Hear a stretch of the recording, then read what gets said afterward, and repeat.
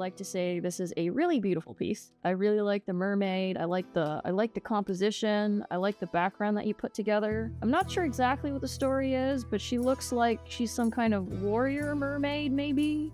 She looks really good. Yes, so a couple of things that we can try and improve.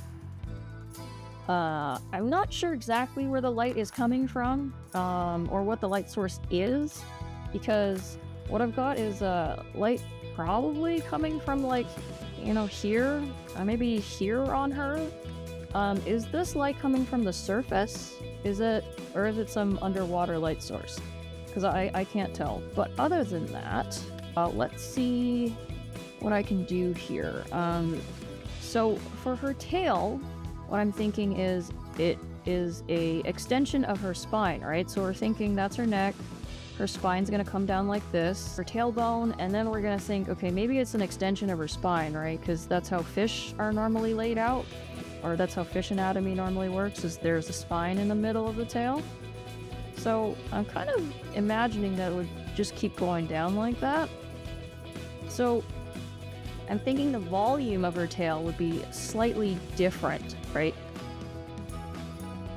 So we've got these two side kind of planes here. If you look at fish, they do kind of have side planes, and I'm thinking like she probably has like ribs that do either do the whole fishy thing, or they kind of do this, or they still do this on the inside, right?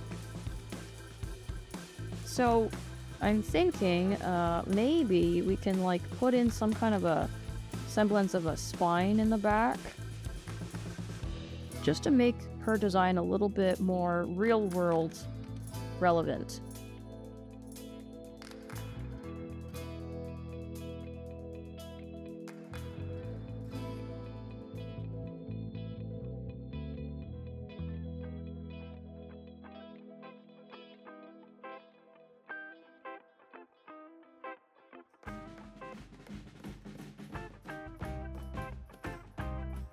And then the top of her tail, I'm thinking maybe we could just flatten it out a little bit more, because if you look at the structure of fish, they are a little bit flatter in one direction versus the other, right? Or even whales, simply because well, we're mammals and the structure of us is a little bit more similar to whales than it is to fish, right? So I'm gonna add a bit more of a ridge here.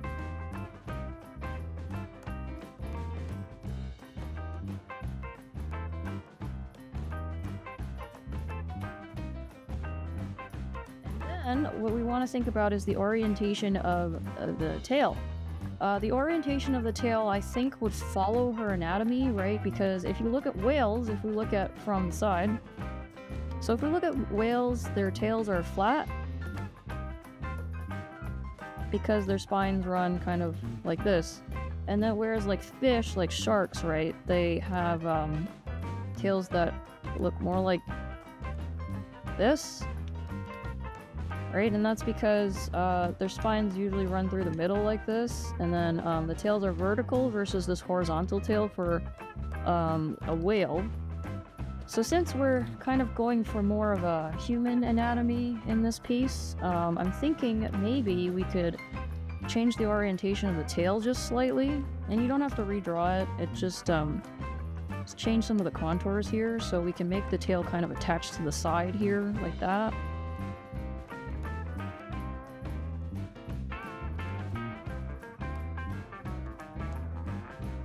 And then just to reflect kind of the same shape as her fin here, I think maybe you could think about, you know, making this kind of shape consistent with her fin. We can add like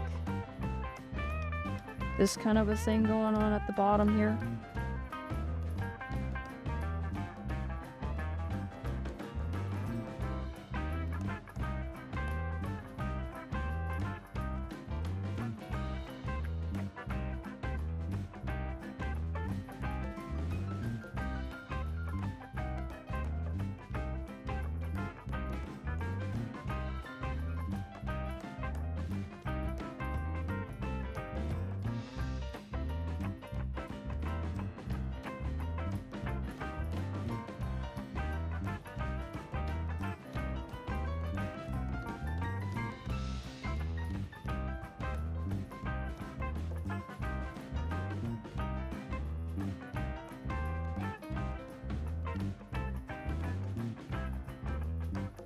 also go in and like maybe add some fins here.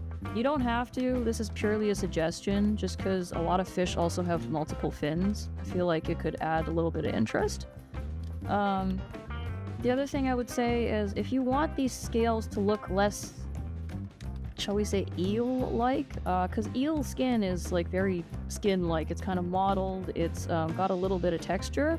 If you want her tail to look more like scales, I would suggest going in with a more like a brighter kind of a brush or a color, and then like put in a couple of like really bright spots, because like scales are really reflective, right? We want to like drive home that texture there.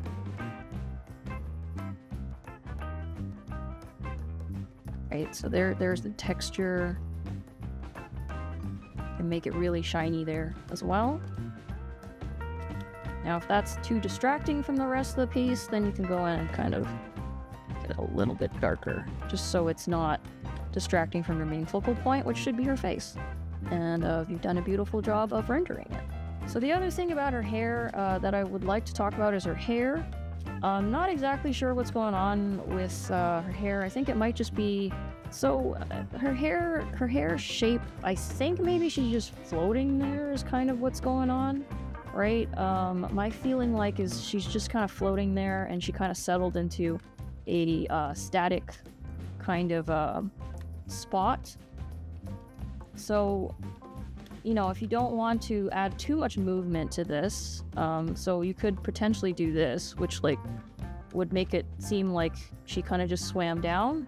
But this looks more like it's just being blown kind of by the current of the water. So let's just take a look at the shape of the hair here for a second.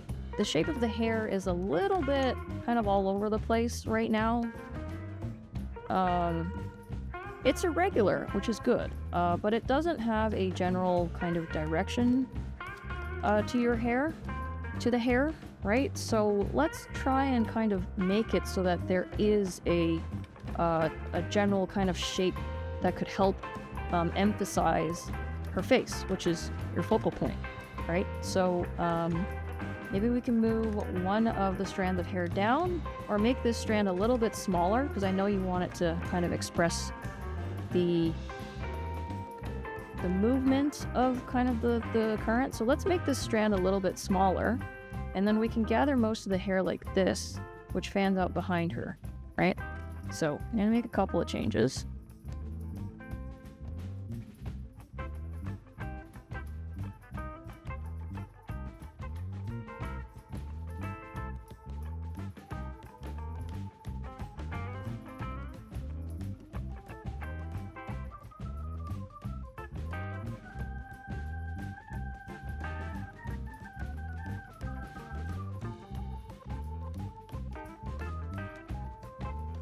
And I think you could even go a little bit crazier with this hair, so that like you can make it kind of cover parts of her like this, right? Just to make it look a little bit more dynamic.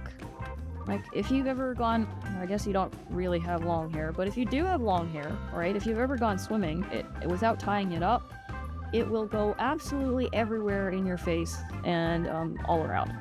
So give that feeling of kind of messiness. And we can make this go up a little bit more so to emphasize the top of her head, right? Because the top of her head is going to be shaped like this.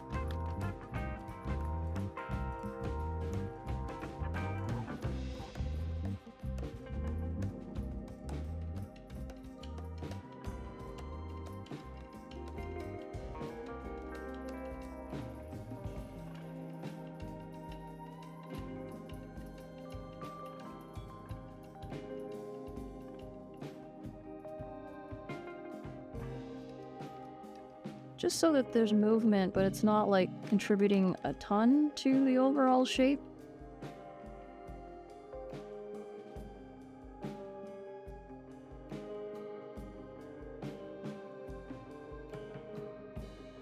Right, so now her hair can kind of be treated as a bit of a like a backdrop to contrast with her body, which is good because then you can, you know,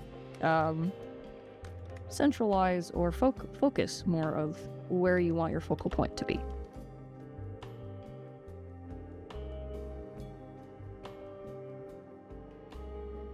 And then the other thing is something that you could potentially add is to the highlights. And what I would say is if this light is coming from, let's say, the surface, right? And it's coming from not a underwater source, it's going to go through the ripples in the sea, kind of in the water surface, right? And so it's going to cast some shadows on things. And so what you could do is you could change the blending mode of your layer to darken, and then you can go in with just a brush, and you go some harder edge brush, and you just brush in a couple of like wiggly things, and they don't have to be precise at this point. You can do them over the surface of her body as well, and then go in with a softer brush and just erase some of it out.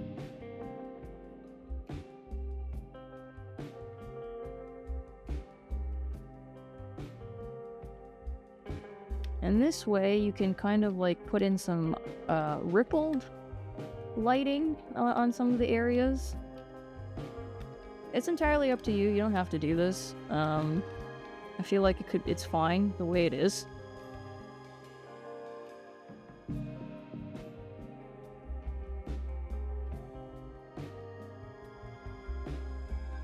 Right, so now it looks like there's some ripples that are disrupting the water surface.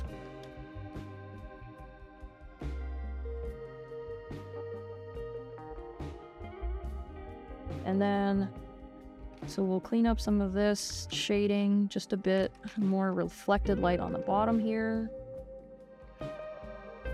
A little bit more lighting on the top edge here. Ah, that's a little too bright. Let's add that there. And then maybe it'll catch the light down here just a little bit.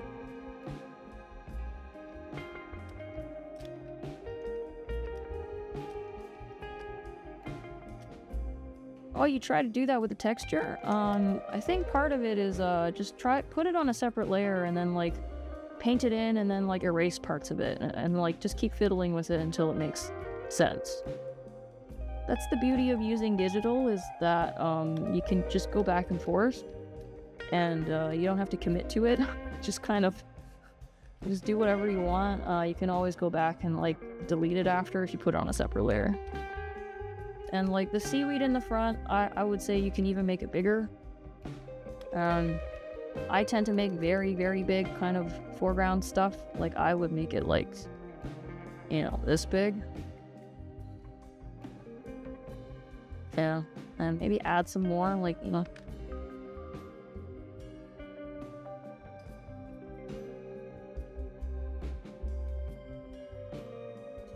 then you can go in and like go to filter, and then you go Gaussian blur.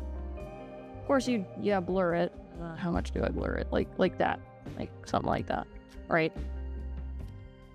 Yes, I would definitely blur the foreground, because it wouldn't be that clear. You'd need the depth of field there gone.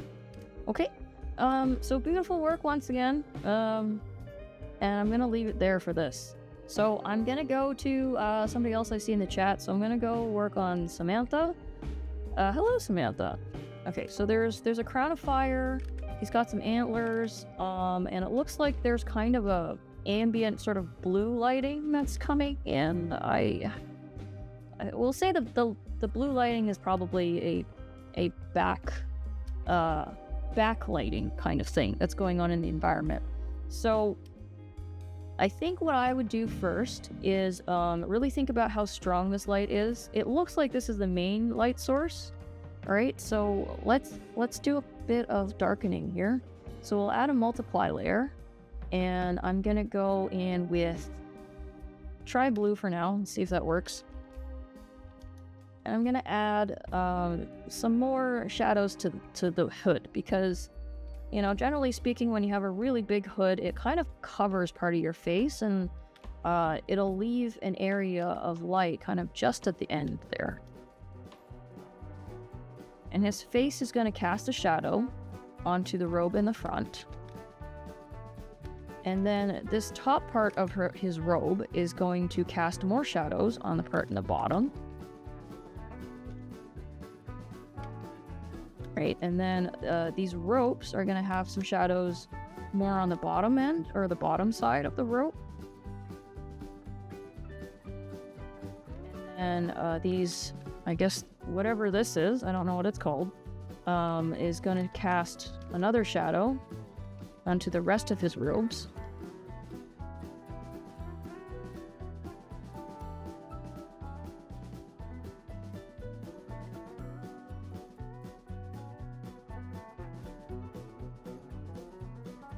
And we're going to add some stronger shadows here underneath the antlers.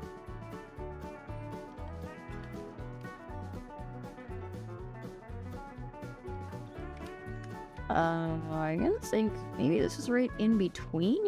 Okay. So if this is like right in between and not like behind his head, I think the shadows would actually kind of go this way a little bit more. And then we're gonna add some more shadows on this side and this side.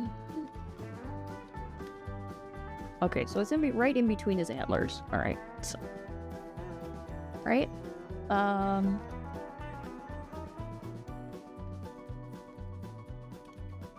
Okay, and this weapon here, or I guess it's a scythe, and depends on where he's holding it, right?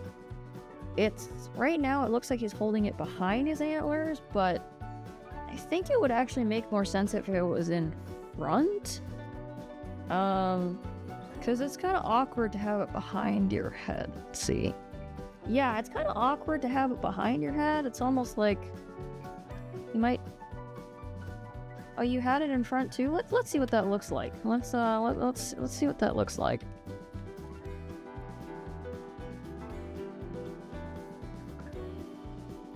Okay, so that looks kind of strange as well. So you don't have to make this change. I think what you could do is change the shape of the weapon or the thing that he's holding into something that kind of helps the composition a little bit more overall. So right now what it does is, I'll give you the rationale first. What it does is it does kind of this thing, right? And it's leading the viewer's eye away from the focal point, which is him. And that's not what we want to do when we compose things, right? You got these nice trees that frame him, and you got these nice branches that frame him. And those are really good, but like this, whichever way you look at it, it's pointing the viewer away from the focal point. So let's try not to do that. What I would suggest is we could extend this just to be a little bit longer. And then if you want some kind of, unique shape to the scythe, right? Maybe we could do something that looks like this, like that.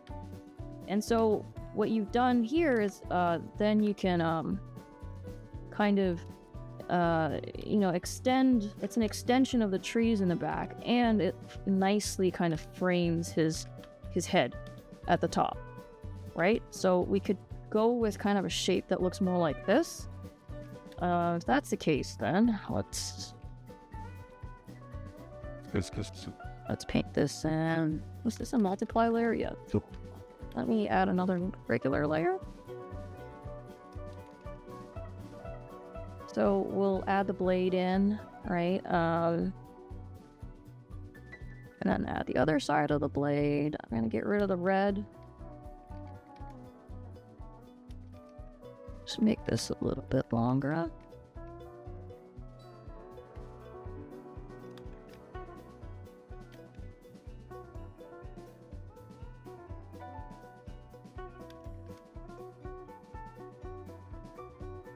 Right? Okay, so that's a little too light, so let's make it a little darker.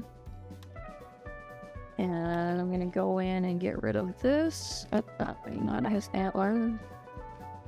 Just this.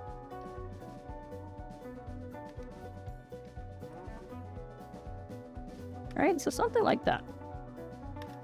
And then you can lock this layer and add in lighting. Maybe we want it a little bit warmer. Right. Um, the other thing I would say is the background light and the kind of main light that we have in his crown is fighting with each other. Okay, so if I take this and I change this to black and white, you can see that the background is almost the same brightness as this crown thing. And that's not what we want. We want one main source of light. So what we're going to do is darken the background slightly. And I'm going to do that with another multiply layer.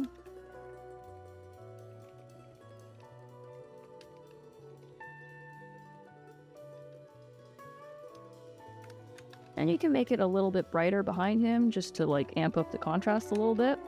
I think that would look really nice, but overall it needs to be just a tad darker.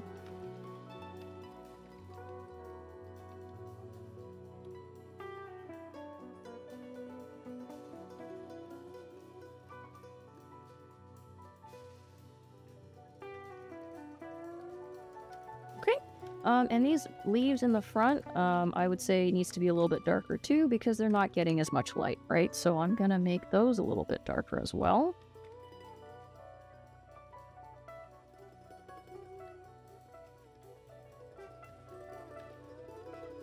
And you want them to be kind of dark enough so that they contrast with, they stand out against the trees in the back, or the trunks in the back, right? So maybe even darker than that. So I don't have the clean edges, but when you do this, make sure the edges are clean so they're not leaking into each other. Right? Okay. I'm going to go back here. I'm going to add some more darkness in the bottom. Okay. And now what I can do is go in and really emphasize this really bright crown. So first, I'm going to fix the shape of the crown just a little bit because we want it to be rounded.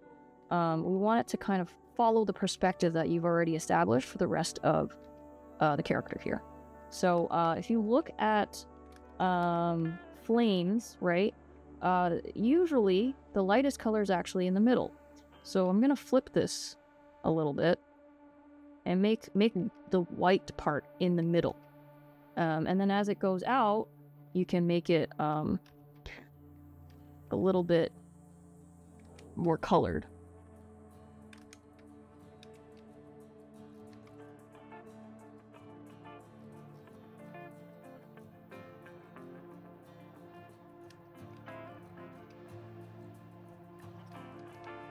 So just add that.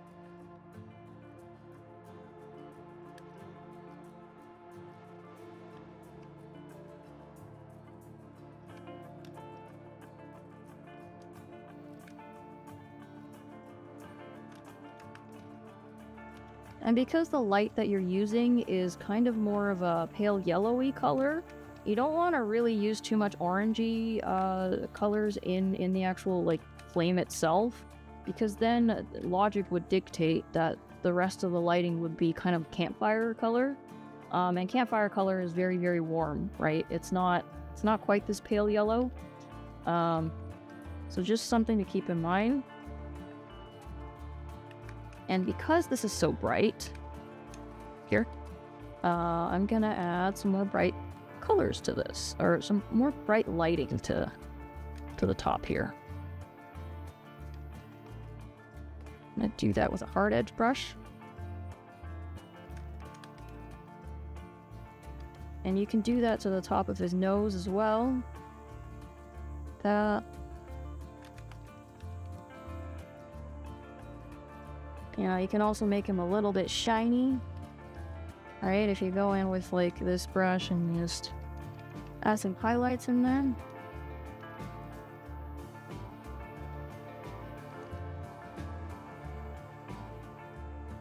And then you can also give him some kind of creepy looking eyes if you'd like. It's totally up to you, but like you can, you know, dot them in here. And then we'll add some other stuff on a different layer. I'll show you in a minute. Let's finish this first. So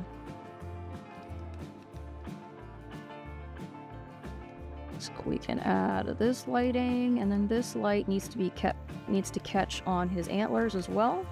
So it could be a little bit lighter here, darker, but it needs to catch like here.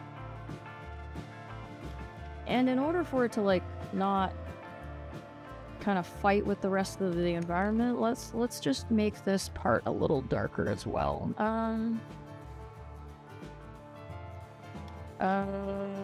going to put in the regular color here. And I know you want to make it look glowy. We'll get there. Let me just let me do it this way. I'll show you what I mean. So we'll color this patch back in, and we can add a halo to it a little bit later. For now, let's do this. And then I'm gonna go back to this layer, and we're gonna just darken that whole thing a little more. Okay, and I'm gonna bring this up here. And bring that up. Okay, wonderful.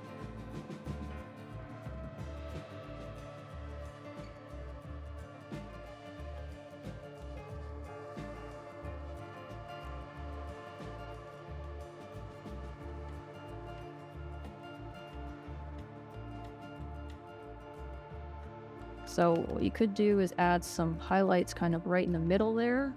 And when you do that, you emphasize that the light is definitely coming from this glowy thing on top of his head.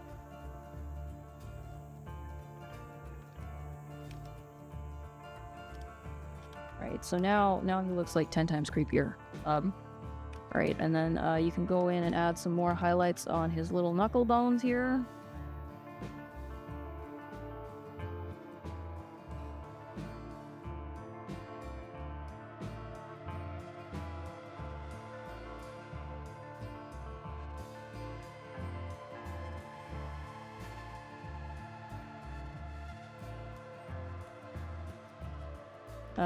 And then I'm gonna add some more here. So as you get further away from this main light source, the light is gonna lose power, right? Because unlike the sun, which is very, very powerful, it's gonna lose power as it like goes as things are further away from the light source. So we could do is like add some lighting to the top of the sleeves, but at the same time like not have it too strong, because you know it's getting a little bit weaker as it goes. And then we can add some like just little peaks of highlights kind of around the hood as well.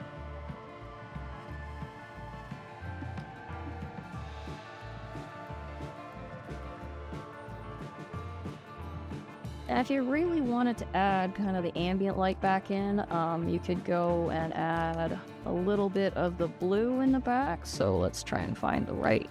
There we go. So this is the kind of blue that you would want on the edges.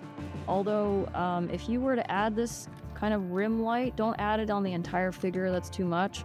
And if you do add it in, make the background even darker. Because right now it's like blending too much into the background, and we don't want that. Whatever you do to this character, we want him to stand out.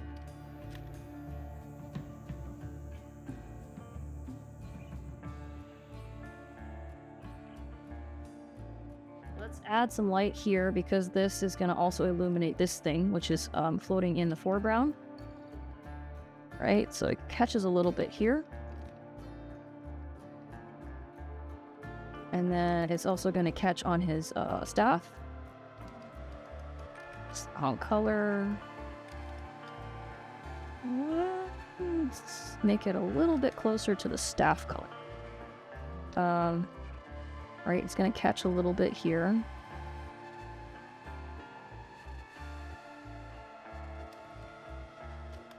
Right?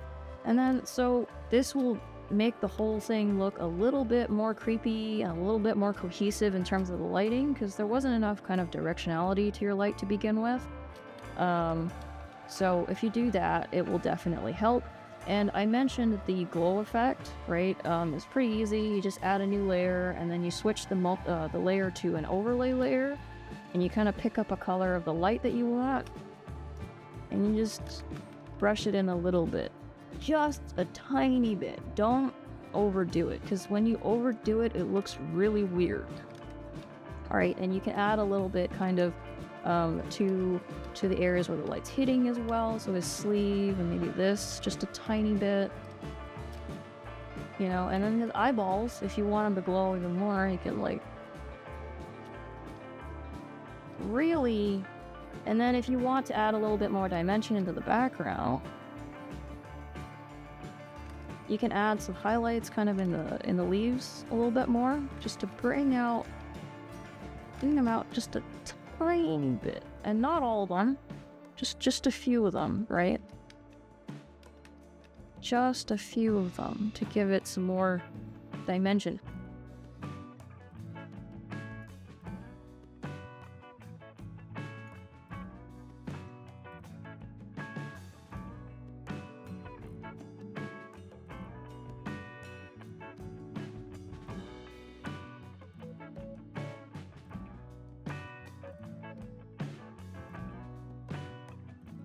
I see you use a grass brush, I think this is a grass brush. Not a huge fan of grass brushes, to be honest. Use something that kind of has a taper, like this one, right? And then like really give it a Ghibli feel.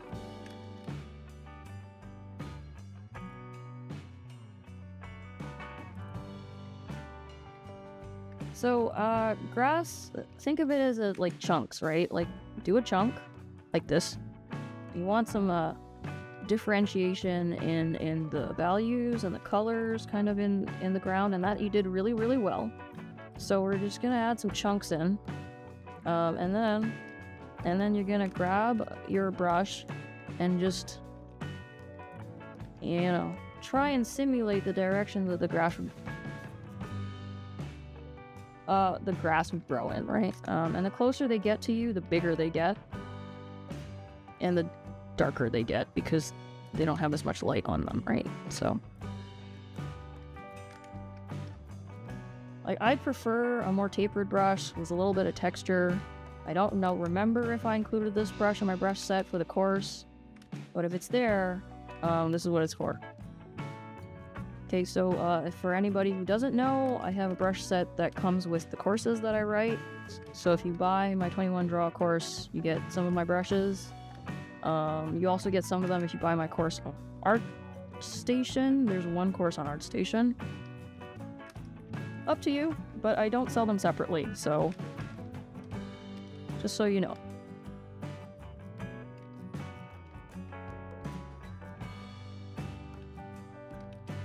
Alright, so this looks a lot more robust, alright, and full than what was there before. Okay. So I think I'm going to wrap it up there. Let's do a quick compare here, right? So we've got the before and then the after, right? So a little bit more moody, a little bit creepier, kind of a little bit more stronger lighting, right? Okay. Next, Arturo. So I see this is your piece. Dark Fairy of the Forest. Okay, so she's got fairy wings, right? I think just in my mind, a Dark Fairy of the Forest doesn't necessarily have too many geometric shapes. Or if there are geometric shapes, they're gonna be curvier because nature is curvier. It doesn't really grow in like straight lines, right? So if I may, I would suggest that, you know, we kind of update this magic circle thing to be more circular, right? And you can keep the general shape. I think the general shape is really cool. We can like just add a round circle.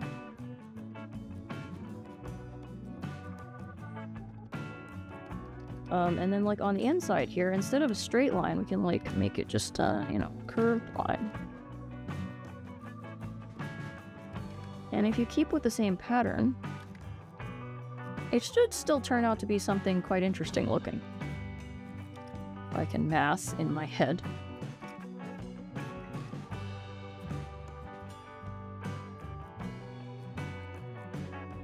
And you can make it easier for yourself by using a symmetry ruler thing.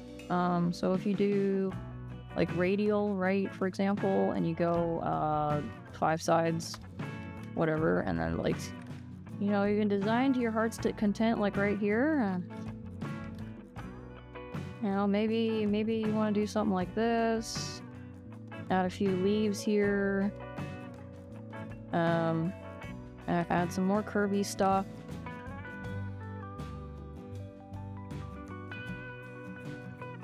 And then, like, have it do that in the middle.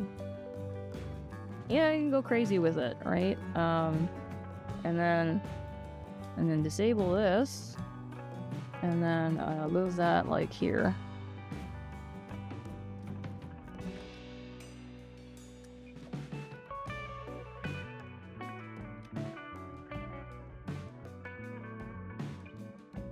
Because it doesn't look that great. And then if you don't want to be destructive,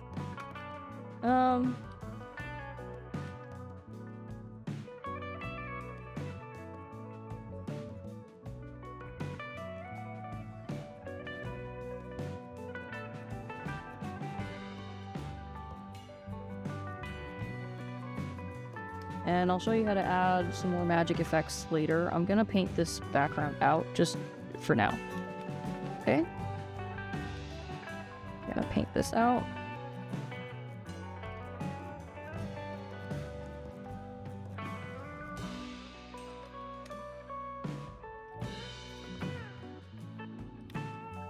Okay, so now I'm gonna move on to her hair. We're gonna raise the top of her head just a slight bit. Because it's a little bit flat. If we think about kind of the shape of her head, it'd probably go all the way up to there. And then on top of that, hair grows on top of that, so it should be even higher. So I'm going to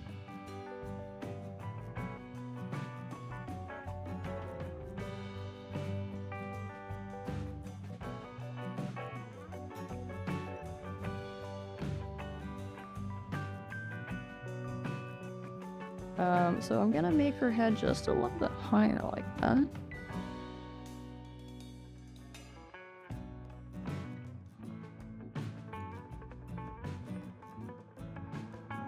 So it looks like this crown thing, this shape thing in the back is one source of light, and then there's another light that's in the front here, right? So what we want to do is we have to pick one that's stronger.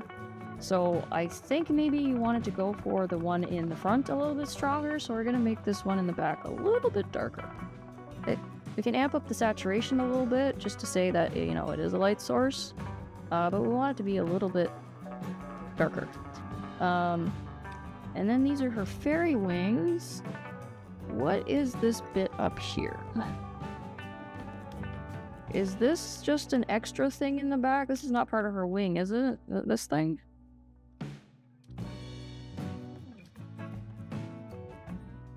I just want to make sure. Also, the background is a little bit... It's like a branch thingy. Okay. I'm just gonna leave it then. But the background is a little bit, you know, jumbled. So a lot of the values that we're seeing, right? If I just turn this to black and white so it's easier to see for everybody. A lot of the values here are getting a little bit confusing. So what happens is we're looking at this part, right? This part is not part of the wing. This part is just the background, but it's the same value as the wing, right? So it's getting all jumbled together. And like this part's the background, but it's like the same value as the wing. So because it's getting jumbled together, it's kind of hard to figure out kind of where she starts and where the background starts, right? So what we're gonna do is try and clean that up a little bit. So if we're gonna go with a really dark background, we're gonna go for just a dark background.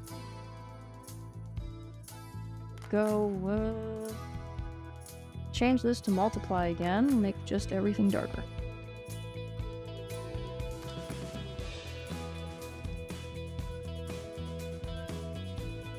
Alright, so everything that's not her wing, I'm gonna just push darker, because it needs to be darker, otherwise we can't tell what's what.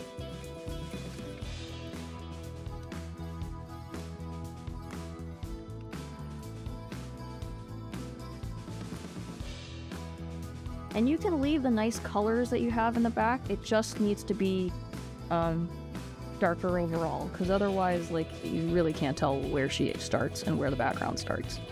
And then on top of that, what we're gonna do is we're gonna grab this color, which is a little bit lighter. I'm just gonna clean up some of the edges of her wings.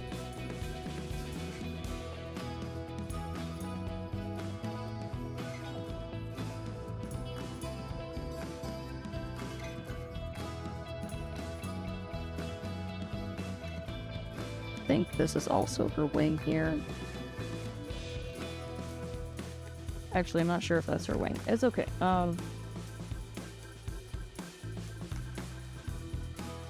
Just that for now. Right? I want this to be... We want it to be clear which part is her and which part is not. So her wings then we can make a little bit more lighter, and this little branch thing, gonna add it back in, and I think we want this magic thing to be behind there. Okay. So this magic thing, I think we can make even darker. So we're gonna make it even darker. And we'll make it glow in a minute. Let's just finish the foreground first. Okay. And then on top of that, what you've got is a light that's coming from over here. So let's emphasize that.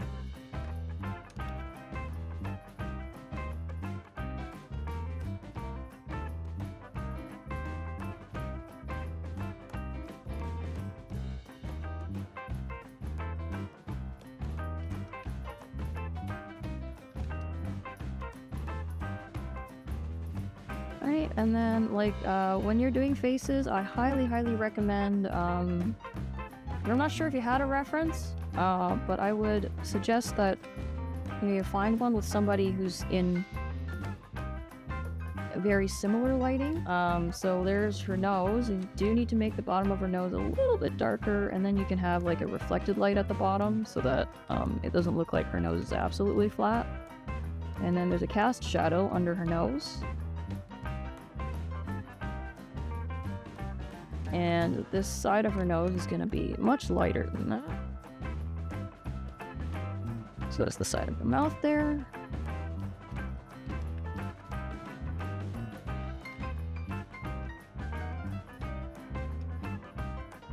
Okay. And don't forget the reflected light. I like how you did that in the back here. That's good. I think because it's coming from the top, this bottom part should be a little bit darker. Right, we're gonna put in some light here on her chin, and then the bottom of her lip there should be a little bit darker.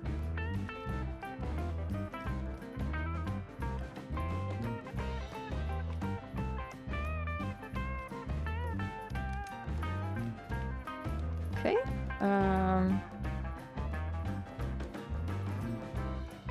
oops.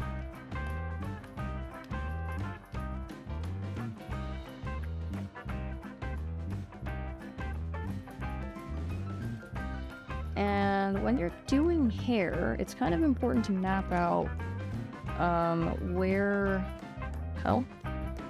it's important to map out your biggest strands of hair so that it's not totally random. So these strands are not helping to make your hair look more cohesive. So what you want to do is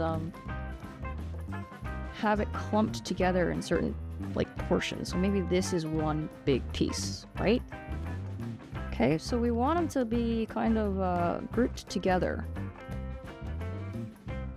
And like, so while you're drawing hair, it's important to really think about how you want the hair to flow, which pieces are separate, and which pieces are not. Right? So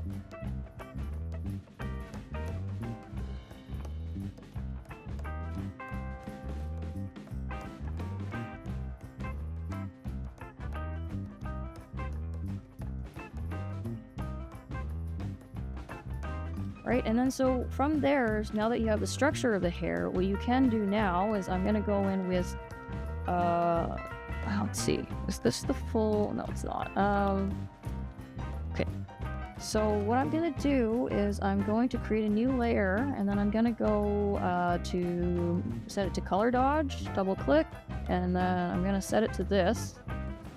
Okay, so it's working properly. I'm gonna go in with a blue color and like just add a little bit of backlighting to her hair here, simply because we have this big halo thing in the back, right? So I'm gonna add a little bit of backlighting to her hair so that it looks like the light is coming through her hair. A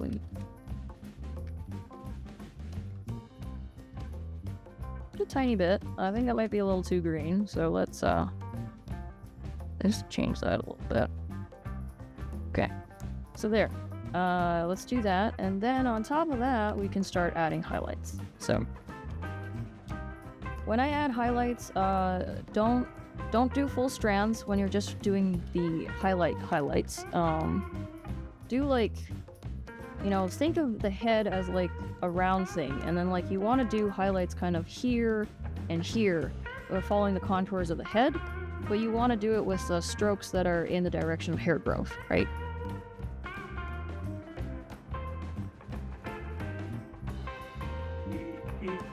And because the main light is more of a yellow light, I'm going to change it to more of that color.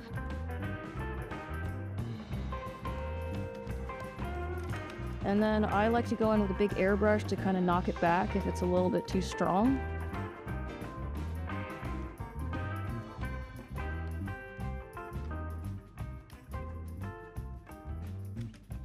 Right, and then the same thing with kind of the wavy parts of her hair. Think about every time it changes the direction, think about what's catching the light, right?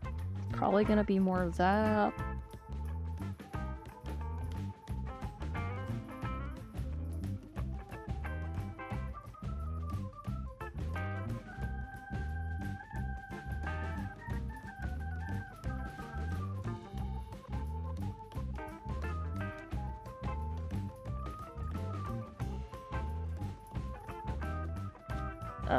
I think it would actually help if overall we just made the background a little bit lighter.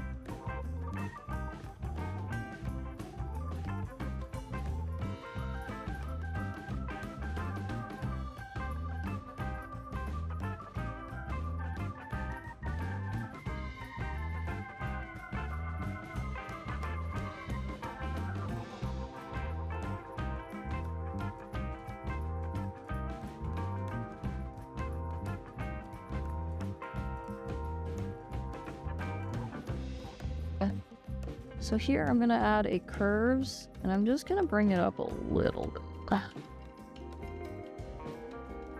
Like all the super dark parts, I'm gonna just bring everything up just a tiny bit.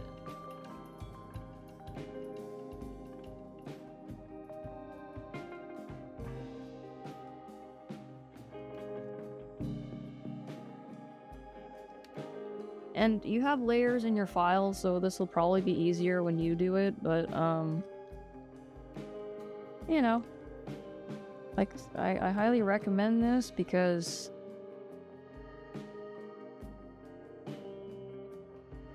it just makes it feel a little bit further away, because right now it's a little bit too close together, or too close to the front. When things are super, super dark like that, I go to this and make the front a little bit darker.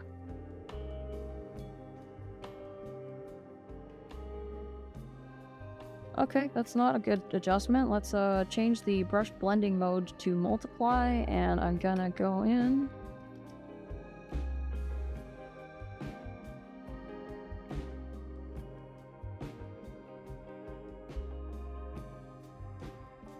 Now this can go back to kind of what you had it as before, which is a little bit darker around the edges, right?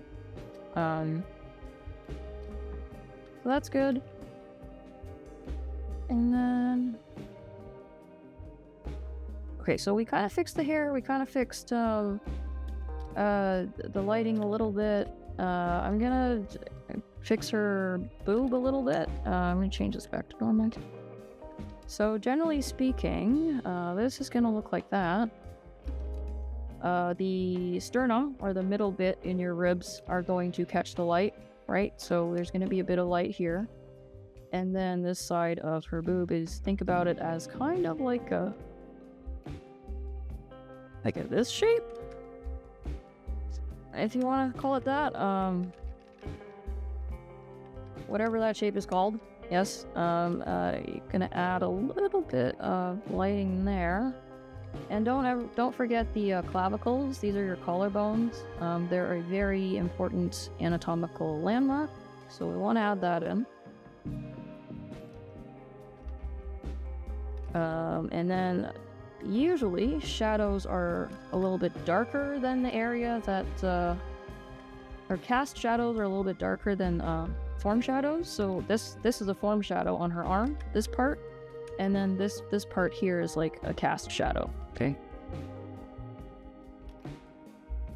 And then in this part, we want to make sure that there's a clean edge because that's the end of one structure and it's going into another one.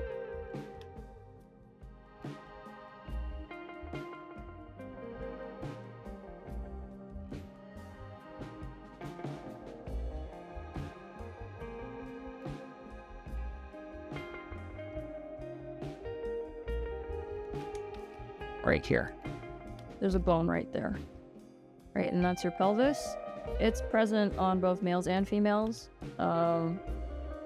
So good to remember this one because that's where your obliques attach. And then so there's going to be a little pooch here because every woman has a pooch. And then a little bit more here. And a little highlight underneath the belly button right there. It does pooch out a little bit. And then you can add kind of a groove here for the abs, but don't make it too dark because that would look really weird.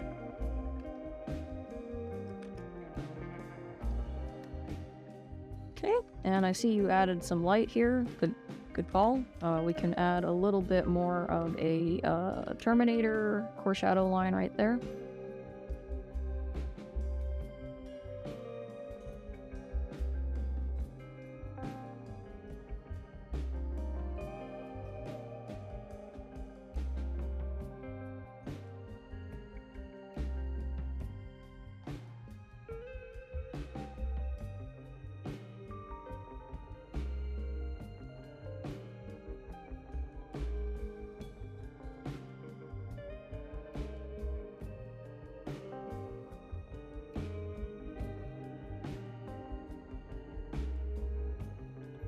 Right, something like that, and then like you can blend it out with a with an airbrush on the sides where you need soft edges. Okay, so soft edges usually are on the sides where there's cast shadows, not cast shadow, form shadows. Cast shadows usually have harder edges.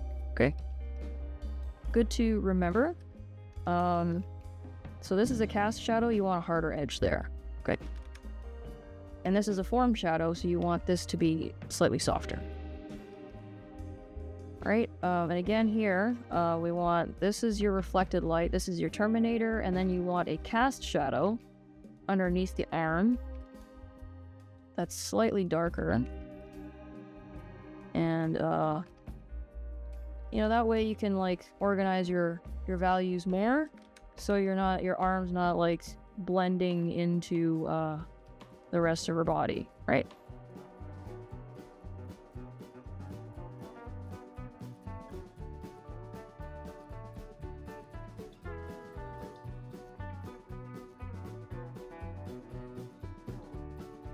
In terms of your overall composition, I would suggest against putting her arm like right behind her back because her arm and the side of her body form a tangent. And it just looks a little bit awkward, right? So what I would say is what you could do is bring her arm out just a tiny bit.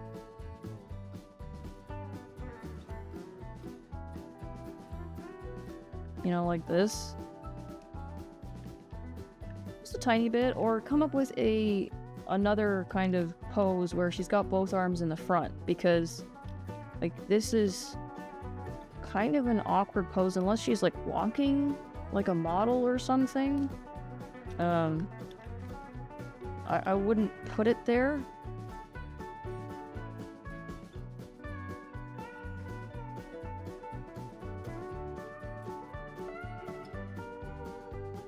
Okay, I'm gonna make the wings a little bit lighter here.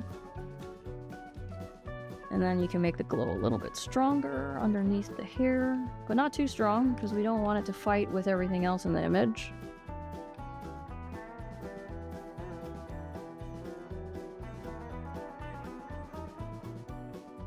Okay, and this thing you can make it glow by just duplicating it, and then we're gonna add a filter. We're gonna go filter, blur, Gaussian blur, blur it a little bit, and then we can change it to.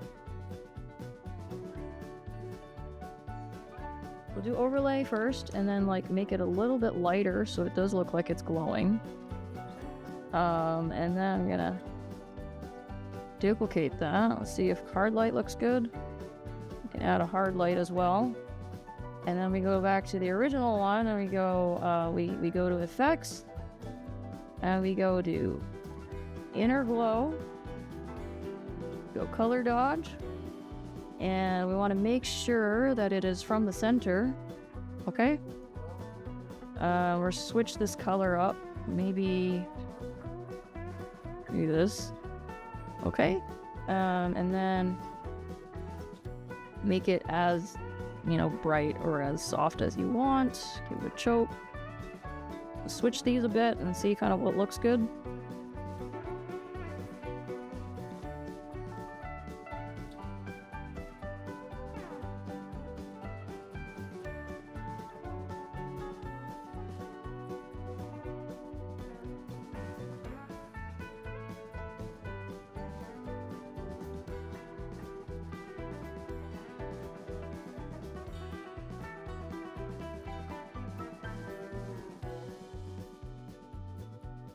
And you just make that a little bit less opaque.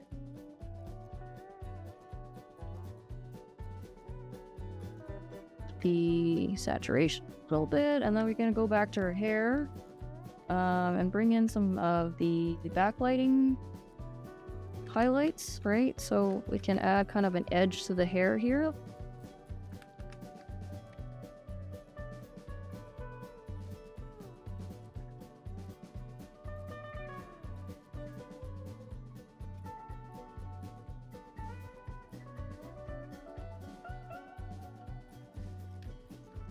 Right, so you can add a kind of a backlight edge to bring the glow into the hair a little bit more, like this. And you can also add it to the edge of the wing, or this branch thing.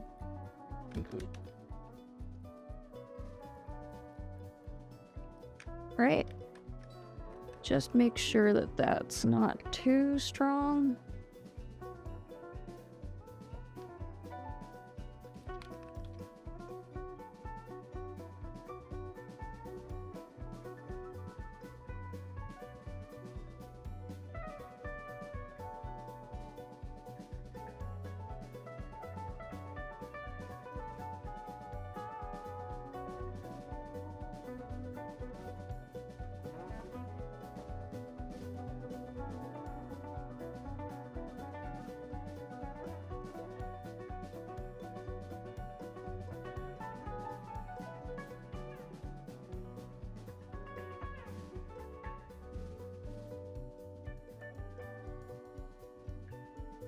I'm gonna make this a little bit smaller because it's causing a tangent with the little branch things. I don't really want that.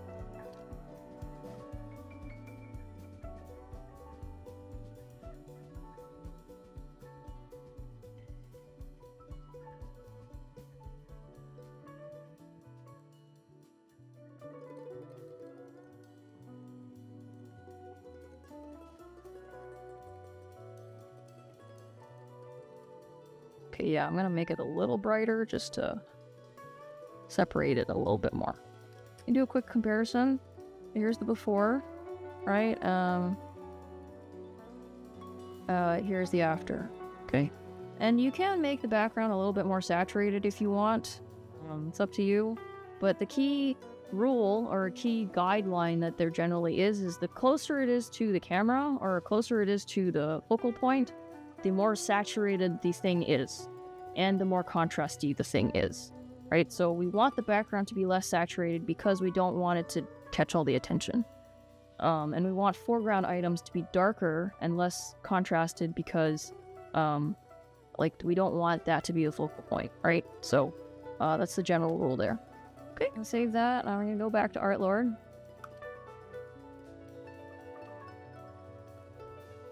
Okay, so there's the reference versus the illustration.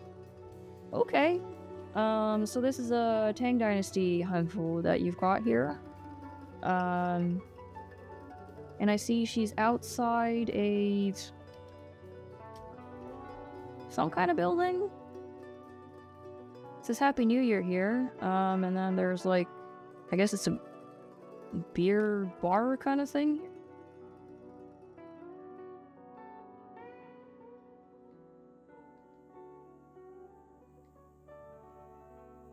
It's a bar. Okay, it is a bar. Okay, I'm gonna add a little bit more lighting here. Because if we look at the reference, there's a very soft, diffuse light that's coming from kind of, what is this, the right side? Oh, I see. Okay, your buddy helped you. All right. I'm gonna help you some more with the background. I feel like the perspective is a little bit wonky, so let's see if we can fix that. Okay. So there's a really nice kind of glowy light here. So what we could extrapolate is maybe this is the light that's coming from the bar in the back. That's kind of lighting her face. So I'm gonna add a little bit more lighting to this side of her body. Kind of go with a warm, firelight kind of thing that you got going on here.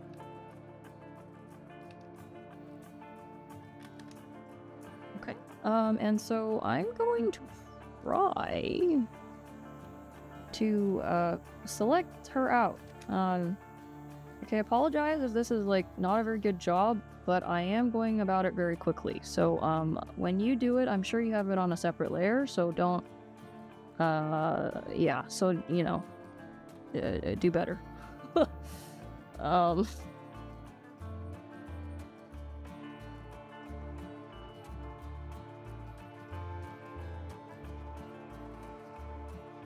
Okay, so I've got her selected. I'm just gonna hit Control J, which then brings her onto a separate layer.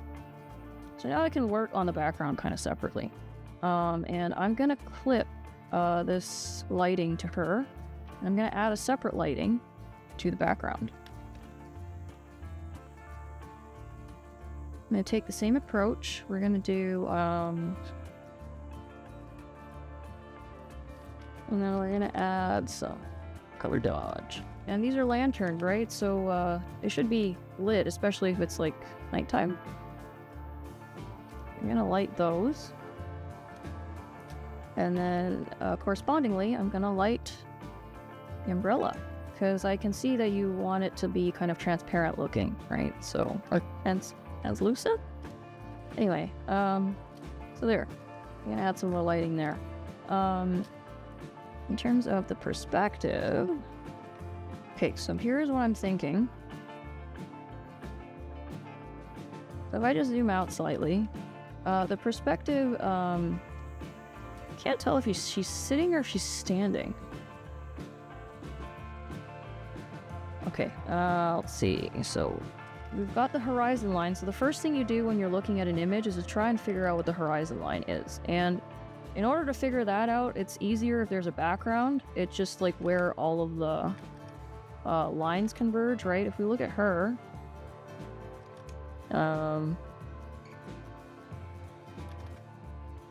I'd say the horizon line's about at eye level. Is she standing? Okay. Whoops. So horizon line's about eye level, so we'll kind of do the same thing here. And then the vanishing point in this particular piece is like right behind your head. Because this is almost a 1-point perspective, and you can kind of see the lines are, you know, doing that, right? This, on the other hand, has the vanishing points. It's kind of over here. Okay, so they do kind of line up. Let's see. Oh, no, they don't. Okay. So what you want to do is make sure that the background that you have lines up with your perspective grid. And the way that I like to do perspective grids is I will use my star tool. So this is the polygon tool. So it's like here, a polygon tool. And my settings are fixed size, unconstrained. No, that's the triangle tool. I'm like, that's not my settings. Okay, so the number of points I have is 99, and I set it to freeform with a star ratio of 1%. Okay, and then I'm gonna drag, and it gives me a perfect vanishing point. Okay. Hold space so you can keep moving it.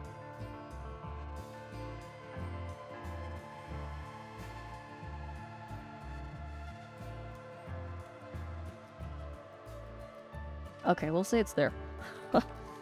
And you can also adjust it after you've kind of put it down, right? So I will adjust it to fit kind of what you've got here, okay? We just have to make sure that everything converges to a horizontal line wherever your horizon line is, because otherwise it won't make sense. And in all honesty, I would actually do this.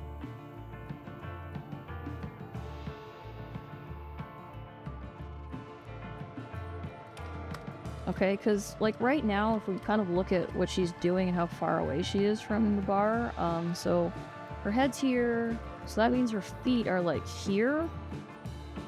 Unless she's standing in a ditch somewhere, right? Unless she's standing in a ditch somewhere, this bottom step here of the bar is really, really high. So there's like a ledge here or something, right? So if she's standing, her feet are here. So I'm thinking like if the bar is this close to her, I think we'd have to like kind of just cut it off a little bit in the back. So I'm gonna take this background.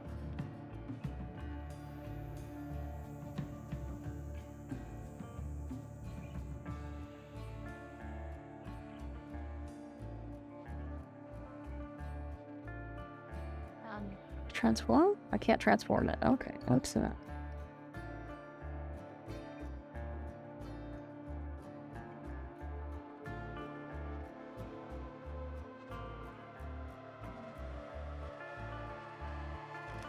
I'm gonna zoom in first. I think that was probably the best approach. I think that's a little too far though. And then I'm gonna take this whole bottom bit, okay, and I'm gonna think about where her feet are. And she's like standing right next to it, right? So her feet would probably be like, you know, it's like not even in the frame. It's gonna be like down here. So what I'm gonna do is extend this bit of the drawing so that it's like it fits kind of what we're going for. So the sign won't be there.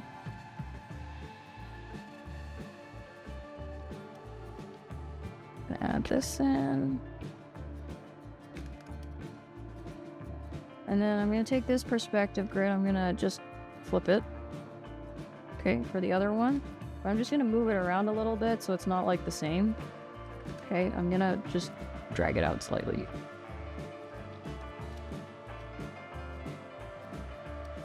You guys see the grid? Like, is it clear enough to see? Let me make it later.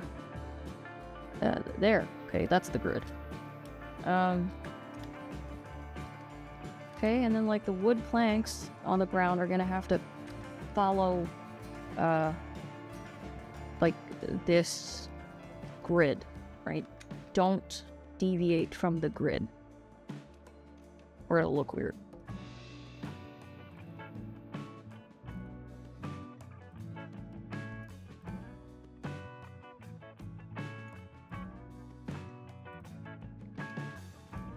I'm just gonna do one solid color here and like just kind of do that because I'm too lazy to draw in the pattern, but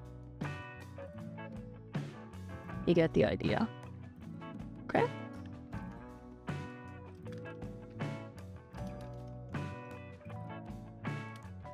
Nice. Okay, you can see it a lot better. That's good.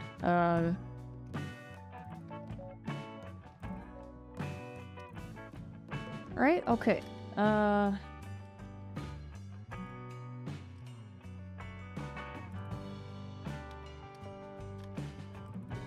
So, like, that's kind of what we're going for here. And I think the door at this point is a little too small, so I'm gonna... Woo!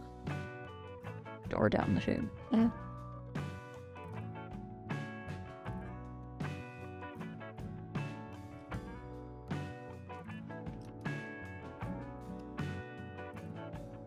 Right, so now the scale looks a little bit more correct. It's a little closer to kind of where you'd see it if, you know, you saw her standing somewhere, right? And even then, this is kind of a tall bar, just saying. But that's okay, we'll just leave it like this. Okay, and the same feedback as before. I think the dark's a little bit too dark in the back, right? So let's see if we can change that. Gonna make it just a tad lighter and just a tad darker. Like that. Because then now we know that she's the focal point and we should be focusing on her.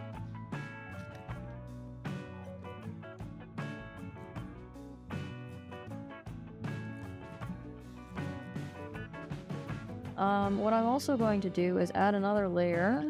We will add it on top of the curves. Change this to hard light. I'm gonna add a bit of, I don't know, lighting glue in the back. It's a little too yellow. I think it should be... warmer. Okay, that's a little too much, but that's okay. You can be a little heavy-handed and then, like, just erase it out, and that's fine.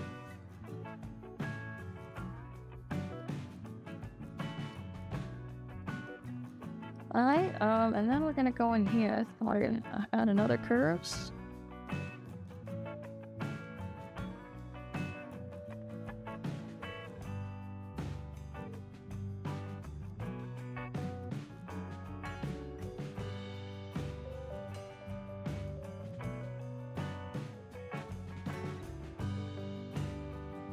Don't like that. Alright, if you don't like something, get rid of it.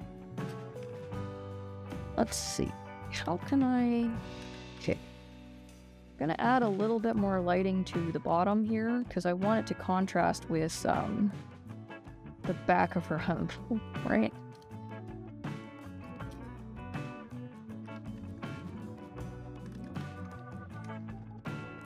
And I want this to also kind of contrast with the rest of her, give her a really strong silhouette.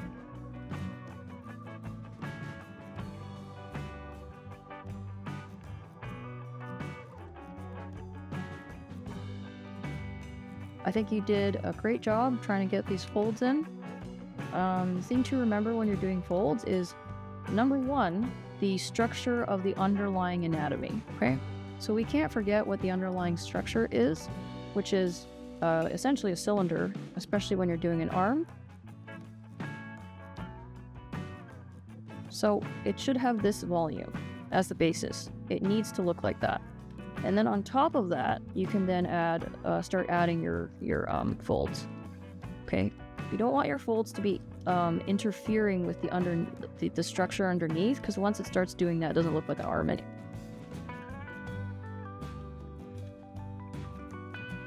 And then my preference is that there should be kind of a reflected light, so you could go, you know, kind of a desaturated blue on this side. Give it a little bit of a reflected light here, because, you know, there's stuff in the atmosphere, so you may as well add a little bit more volume there. And then when you're doing stuff that's like transparency, make sure that the edges are extremely blurry. So if we want, like, this part of it to be a little bit darker, you can make it darker. And then because this pillar in the back, right, that's a little bit more lit, is coming through the umbrella, you know, you can add kind of lighter bits here. But don't just decrease the opacity of your umbrella, because then it looks a little bit weird. It doesn't behave like a semi-transparent kind of material. It kind of just looks like you're looking through something, and It's not kind of the effect that we're trying to go for. So don't do that. Okay, so like, you know, something like this.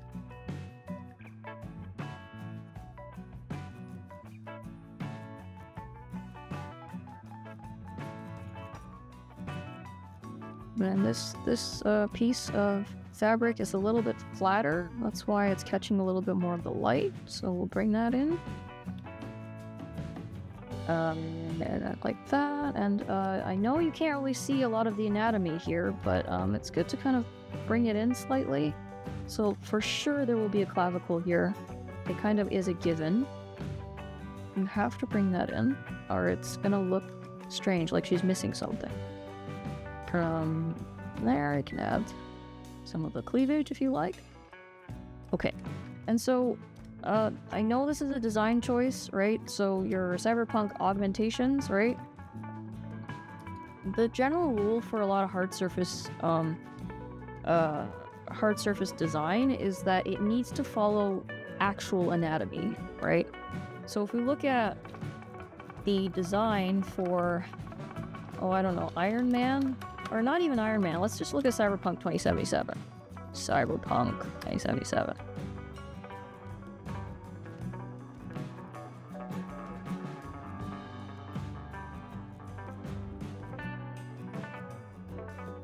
Like, if we look at the markings and the augmentations that they have, like this little thing, right?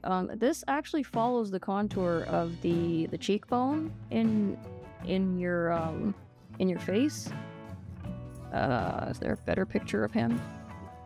Wow, these are small. Right, so they follow the actual underlying anatomy in terms of the augments. And so my feedback for your kind of augments here is to also do that, because like there's not really a piece of anatomy underneath here that looks like this, right? So what I would do is you know, kind of following this is what I'm not sure what you're trying to get at here, but we can even do kind of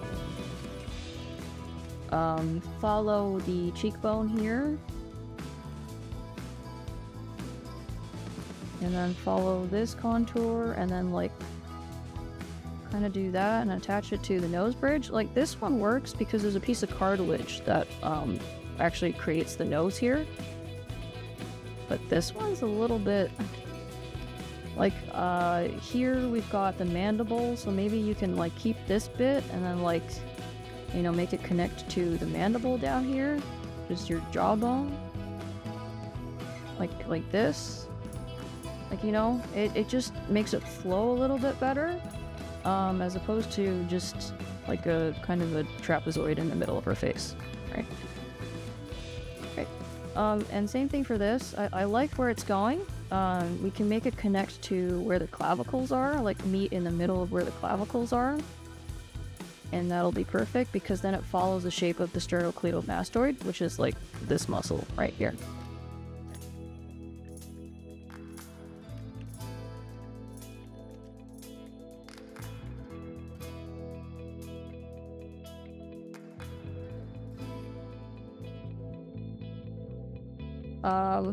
And then some other things that we could kind of potentially look at to make a little bit better is we can add some lighting here. And my thing for noses is like try not to go too dark in the nostril because it makes it a little bit too distracting. It's not like we don't want the nostril to be the focal point, right? So let's not make it that dark. Let's make it a little bit lighter there. Make that a little bit stronger. And Chinese people have a very interesting thing. Not Chinese, East Asians, okay? We don't really have that much of an eye socket, okay? Like, kind of this area is all flat, so... Well, let's make this a little bit flatter. If you look at my photos where you can see my eyes, I don't have this crease either. It's just an Asian thing.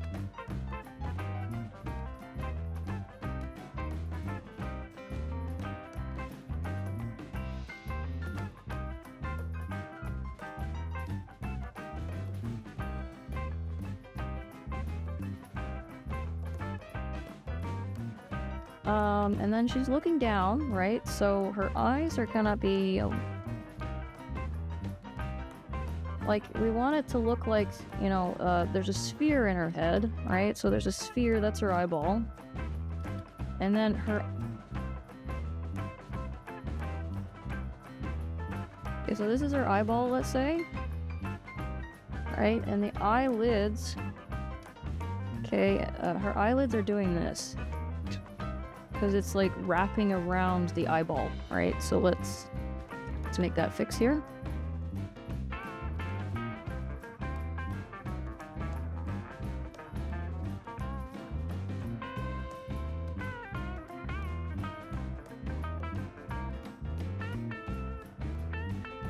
That is a-okay. It does take a little bit of getting used to.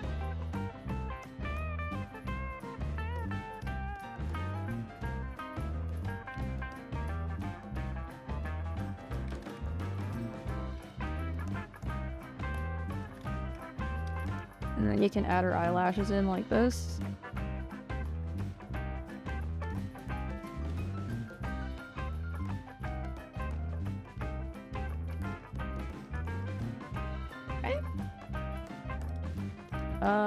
And then I actually think you could probably move her eye over a little bit.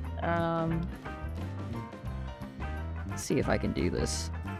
Control Shift J? No, Control Shift C? Control Shift Control V? Aha, okay, it worked. Okay. So I actually think you could probably move it over a little bit because if we're looking at the lines of her face, right, like we want her eyes to kind of be on the same line here as everything else on her face. So her mouth is a little bit off here too. Let's fix her mouth. And I know that her mouth is open, and you can tell that it's open, but you actually can't see the inside of her mouth, like not even in the reference. So let's do that.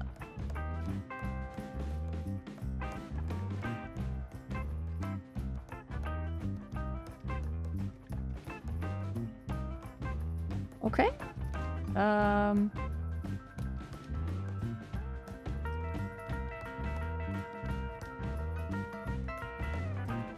Gonna save this before I lose it.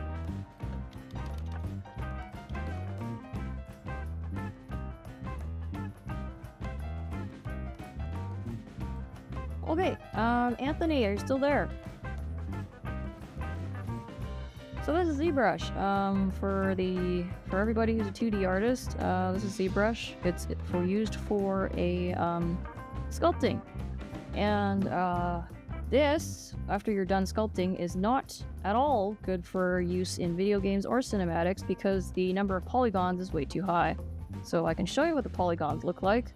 That's how many polygons there are. You are not using this in-game. It will crash your system. So then what you have to do on top of that is you have to retopo it, which means to retopologize. And that just means to simplify this and make it, you know, more efficient in engine. And then you end up with a topology that looks like this. So this is a lot more manageable, right? And it'll run a lot smoother in engine. Okay, I think your model is fine. I do wonder what the hell is gonna happen to this when, this is just gonna clip into his head, isn't it? This thing, if he like even raises his arms like too far to the side. Wonderful. Okay. So I've got some qualms about the design there because it doesn't make any sense to me. I don't like this, but that's not on you. That's on the designer. Also the hair. Have you rigged the hair with spring bones? Are you going to do that?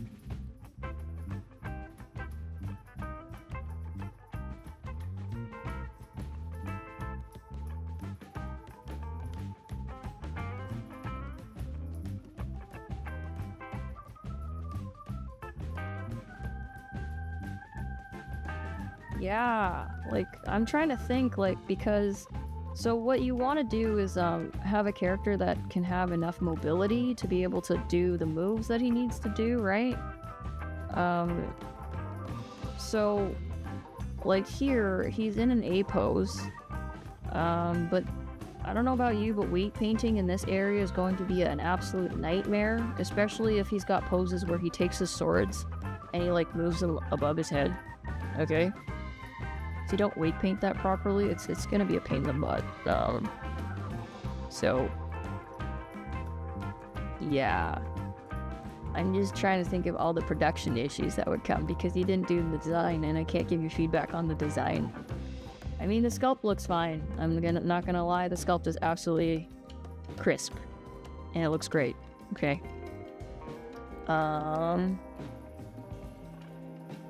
Yeah, the sculpt is absolutely crisp. I love it. It's great. I think for me, it's more of the production pipeline stuff at this point. Because I don't know how you've rigged the hair. Like in engine, this would need to be spring bones because it needs to move. And at the same time, like, I don't understand why. Maybe this is just his hairstyle. It's like one of those really gelled up anime hairstyles.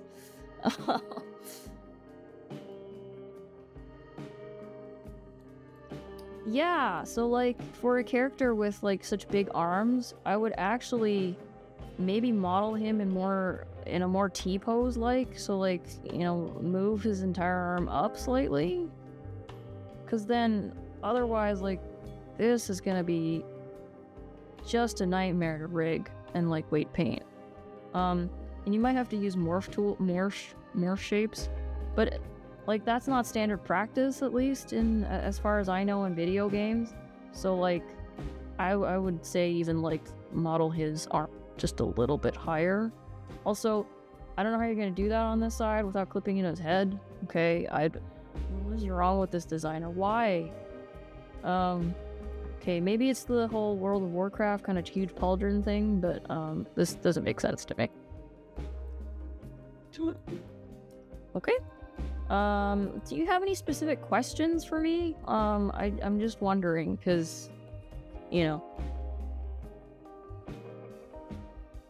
Oh, okay, you wanted to, okay, fine.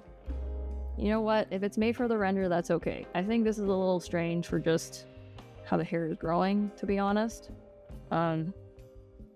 Usually you'd, like, model it in a very neutral pose, and then you'd bring it into, like, you know, with spring bones, and then, like, you'd rig it like that. Lighting?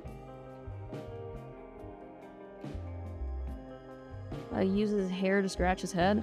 You could say that about every single anime character, not gonna lie. They all have very, very pointy heads. Your lighting stuff. You mean how you lit your turnaround? Is that what you mean? I'm just trying to understand kind of,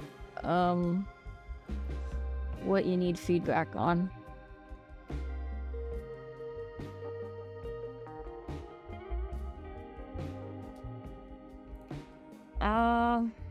I mean, it looks like you have a 3-point light set up. That's generally all you need for a character turnaround, to be honest. So I mean, like, in terms of your presentation, I think it's fine. In terms of your modeling skills, I think it's fine. And like, if that's what you're going for, then that's great. I do think the rigging and some of the production kind of syncing needs a little bit of work. Okay, so like, you know, this part and the cape. But otherwise, like, you know, let's see, what else do you have in your geometry here? So, the other thing is for your geometry and your knuckles, you're gonna need a little bit more, right? So that the knuckles don't look weird when they, move. You're gonna need kind of this thing going on in your knuckles. Okay. So there's enough geometry for it to move so it doesn't look weird.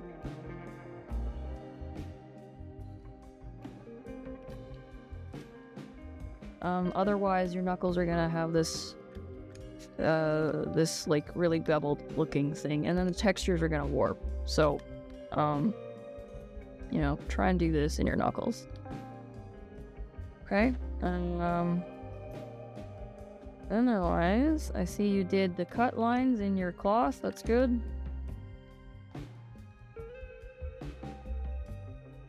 You need the cut lines, otherwise the contour of the clothing will look very strange. And you'll see like really random beveling on...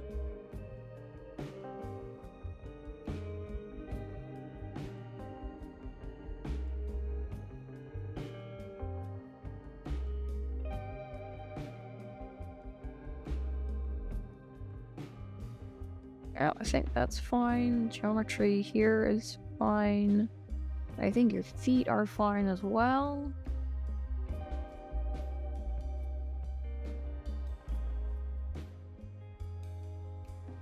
I like this. Very economical. That is very good.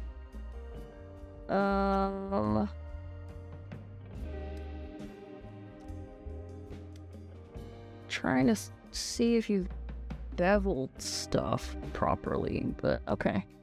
Is this meant to be like super sharp? I'm just curious.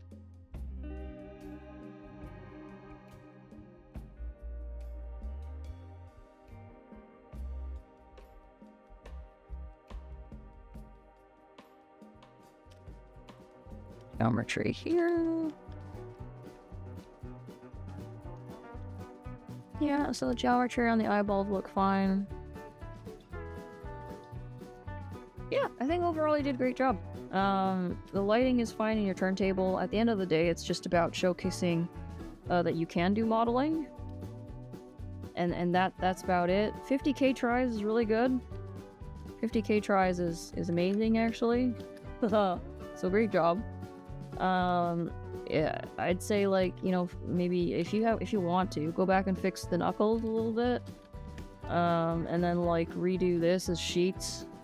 Okay, and then, like, to actually make this guy game ready, like, you know, have his hair actually look normal. Also, boo, I hate this thing. Sorry.